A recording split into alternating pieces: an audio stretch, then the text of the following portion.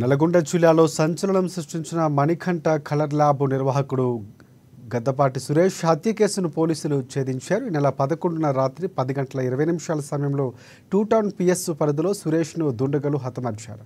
సమీప బంధువే హత్యకు సూత్రధారి అని పోలీసులు తేల్చి చెప్పారు. నిందితులను అరెస్టు చేసి ఎస్పీ శరత్ చంద్ర పవార్ మీడియా ముందు వివరాలు వెల్లడించారు.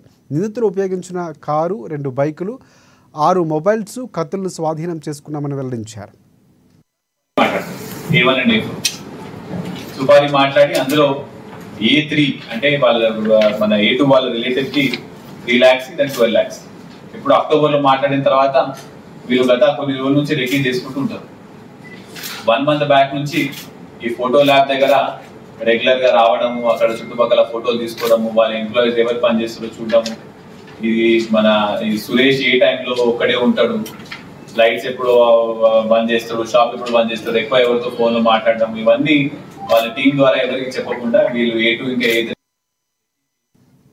వికారాబాద్ జిల్లా పరిగి మండలం సుల్తాన్పూర్ గ్రామంలో ఇందిరమ్మ